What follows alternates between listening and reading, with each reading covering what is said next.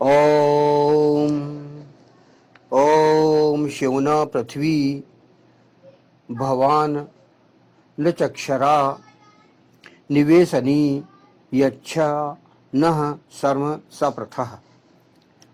सुख प्रदान करने वाली हो हे पृथ्वी, कंटक रहित निवास स्थान प्रदान करो हमारी शरण हे विस्तृत। ये मंत्र जो लिया गया जो ऋग्वेद के प्रथम मंडल का 22वां सूक्त है और इस 22वें सूक्त का यह 15वां मंत्र है।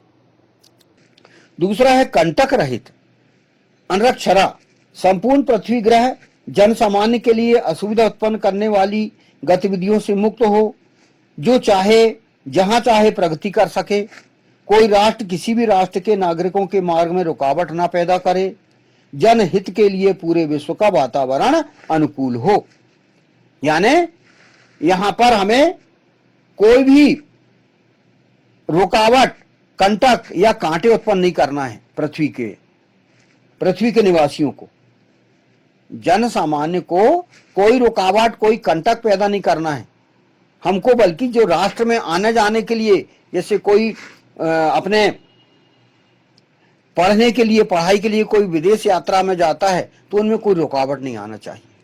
सब बाकायदा बहुत अच्छे से आना जाना होते रहे, है ना। डॉक्टरेट करने के लिए, वकालत करने के लिए, रिसर्च करने के लिए लोग जैसे इंडिया से अमेरिका जाते हैं, फ्रांस जाते हैं, अन्य देशों में जाते हैं, उसी प्रकार अमेरिका के भी इंडिया में आए, भारत में आए, हिंदुस्तान में आए, तो ये हमारा बिना रुकावट के आना जाना होना चाहिए। कोई रुकावट नहीं होना चाहिए, प्रगति होना चाहिए और बिना रुकावट के हम आना जाना हमारा होना चाहिए। यह हो गया दूसरा, कंटक रहित अनरक्षरा। इसको भी और हम बहुत विस्तार से भी और समझ सकते हैं। फिर तीसरा है निवास स्थान हो, निवेश नहीं।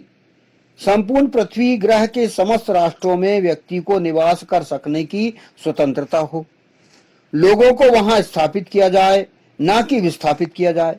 राष्ट्रवाद की भावना के कारण अनेकों लोगों को वर्तमान समय में विस्थापित जीवन व्यतीत करना पड़ रहा है।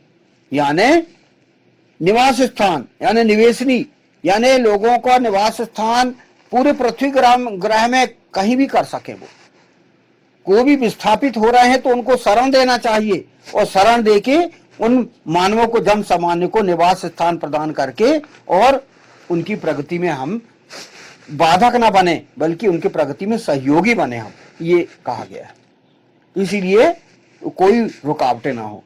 एक देश से दूसरे देश में जाके व्यक्ति सरलता से जाके और निवास स्थान अपना बना सके और वो अपना प्रोग्रेस कर सके, अपनी प्रगति कर सके। यदि चाहता है कि भाई फॉरेन में जाके मैं अपना अच्छे से अपना उत्थान कर सकता हूं तो वो जाए। फॉरेन वाले यहाँ पर हमारे स्वदेश आ रहे हैं तो उनको भी सुविधा रहना चाहिए कि वो यहाँ आके अपनी प्रगति कर सकें। ये यहाँ पर कहा गया है। यानी निवास स्थान कोई भी कहीं भी अपना बना सकता है, स्थापित कर सकता है। गृह निर्माण कहीं भी कोई भी देश में कोई रुकावट नहीं आना चाहिए। यानी 200 से अधिक हमारे इस पृथ्वी ग्रह में देश हैं, उन देशों में कोई रुकावट नहीं आना चाहिए, एक दूसरे का सहयोग करें, ये यहां पर कहा गया है। फिर यहां पर कहा गया चौथा, ईशान की शरण प्राप्त हो, अर्थात ईश्वर की शरण प्राप्त हो। यच्छ न शर्म, पृथ्वी ग्रह में आस्तिकता व नास्तिकता की जो मची हुई है वो जो है यहां पर संघर्ष दिखना नहीं चाहिए। यहां कहा गया है ईश्वर की शरण प्राप्त हो, यच्छ न शर्म, ये मंत्रांश है, यच्छ न शर्म। यानी यच्छ प्रदान करो, न अर्थात हमारी अर्थात ईशान की, ये है ईशान की वाणी, वेद एक ईशान की वाणी है। यानी ईश्वर आपको बोल रहा है, ईश्वर की वाणी है, हमारी कहा गया है, ना मतलब ईश्वर कह रहा है कि हमारी शरण उसे प्राप्त हो। किसे? जो कि एक देश से दूसरे देश में जा रहे हैं, जो रह रहे हैं, माने उनको ईश्वर की शरण प्राप्त है।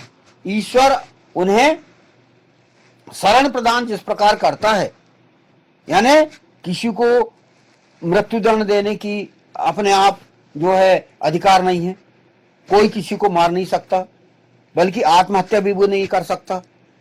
ईशान उसको शरण प्रदान करता है। इसीलिए जो है कोई भी एक देश दूसरे देश से जाए तो ऐसे मार काट नहीं मचना चाहिए, बल्कि जिस प्रकार ईश्वर शरण प्रदान करता है वैसी दूसरे देशों का भी कर्तव्य है कि वे उन विस्थापितों को शरण प्रदान करें। जो शरणार्थी हैं उनको बाकायदा नागरिकता प्रदान करे और उनको स्थान प्रदान करे, उनकी प्रगति के लिए सहयोगी करे वो। और धर्म की भी कोई, धर्म मतों की भी कोई रुकावट ना आनी चाहिए, ये ईश्वर कह रहा है। ईश्वर की नजर में सब बराबर, सारे धर्म बराबर हैं, सारे धर्ममत बराबर है, उसके नजरों में सब बराबर। तो वही दृष्टिकोण हम मनुष्यों का होना चाहिए, तभी हम मनुष्य हैं। यदि हमारे अंदर कोई सांप्रदायिकता है, कोई संकुचित दृष्टिकोण है, तो मतलब हम मानव नहीं है। हमें अपने आप को, हमारा दृष्टिकोण को बदलना पड़ेगा। यदि हमारे अंदर संकुचित दृष्टिकोण है, मानवता नहीं है, तो हमें सुधार लाना पड़ेगा। ये यहां पर कहा गया है। ईश्वर वही कहता, समदर्शी है नाम त्योहारों कहा गया है, तो वो सबको समान दृष्टि से देखता है, सबको स्थापित करना चाहता वो, चाहे किसी भी धर्म का। तो यहां कहा गया है नास्तिकों द्वारा इसी पृथ्वी ग्रह पर आस्तिकों पर कितने अत्याचार किए गए तथा आस्तिकों द्वारा भी नास्तिकों पर कितने अत्याचार किए गए हैं, यह सब अमानवीय कृत्य है। पृथ्वी को ऐसा नहीं बनाया जाना चाहिए। यहां नास्तिक लोग भी जो ईश्वर को नहीं मानते, उनको रहने का भी अधिकार है। यहां पर ईश्वर की नजरों में सब स्वतंत्र, लोकतंत्र है। लोकतंत्र यानी ईश्वर ये चाहता है कि भाई वो रहें, अपना स्वतंत्र जीवन बिताएं और जी के देखें। आस्तिक लोगों का क्या प्रोग्रेस है, आस्तिक लोगों की क्या प्रगति है वो भी देखें, और नास्तिक लोगों की क्या प्रगति है वो भी देख सकता है।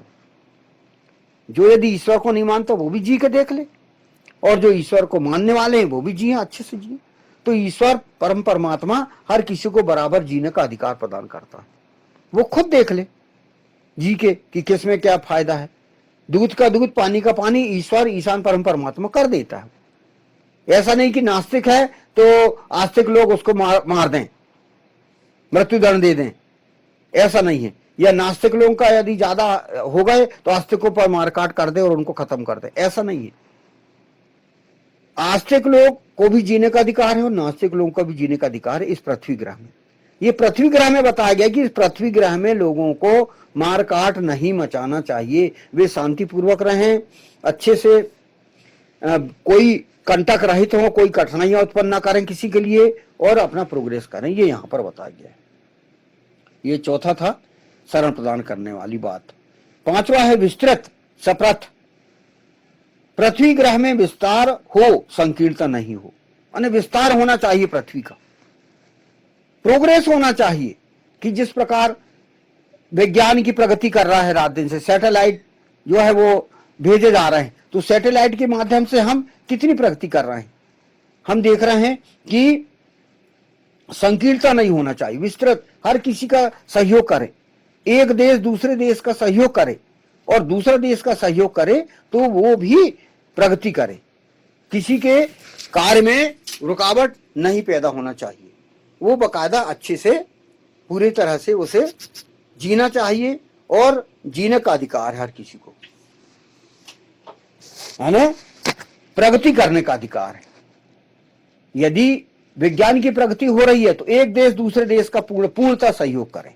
ये यहां पर बताया गया है। विस्तृत सप्रथ, मंत्रांश सप्रथ है, उसको कहा गया विस्तृत या विस्तार। संकीर्णता नहीं होना चाहिए लोगों में सांप्रदायिकता नहीं होना चाहिए। वसुधैव कुटुंबकम की भावना होना चाहिए। एक देश दूसरे देश की अच्छी सहयोग करें।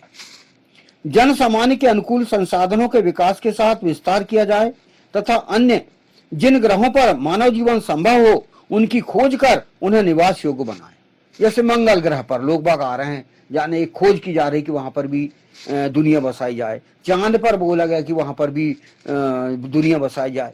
ये एक दूसरे का सहयोग करें, देश उनमें कंपटीशन ना हो, प्रतिस्पर्धा ना हो, सहयोग करें एक दूसरे का। ये ईश्वर चाहता है, ईशान परम परमात्मा चाहता है।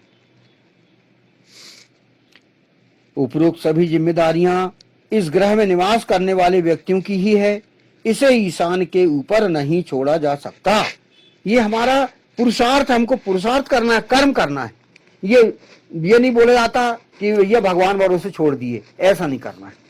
तो इस मंत्र में 4-5 प्रकार की विशेषताएं बताई गई कि आप पृथ्वी के लिए, पृथ्वी में रहने वालों के लिए क्या क्या काम है। पहला, वो सुख शांति बनाए रखें इस पृथ्वी ग्रह में रहने वाले लोग। दूसरा, कोई किसी के लिए संकट उत्पन्न न करे, कंटक रहित हो, अनरक्षरा, सुख शांति जीवन बिताएं पहला। दूसरा, कंटक रहित जीवन बिताएं। तीसरा है निवास स्थान, एक दूसरे को निवास स्थान कराए, है ना, गृह निर्माण में सहयोग करें। फिर यदि वो विस्थापित लोग हैं तो उनको शरण दो, आप उनको आप नागरिकता दो।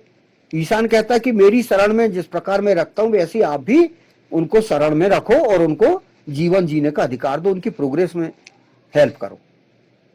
फिर कहा गया है विस्तृत, मतलब आप संकीर्णता नहीं होना चाहिए, माने पृथ्वी की प्रगति के साथ साथ आपको अंतरिक्ष में भी आप यदि चाह रहे हो कि चांद में आप दुनिया बसा रहे हो, मंगल ग्रह में या अन्य जो नवग्रह है, इस जो सूर्य ग्रह के, इसके जो अपन सौर मंडल के जो हम जो है ग्रहांतर हैं, इनको अपन एक दूसरे से जोड़ सकें तो हम कर सकते हैं।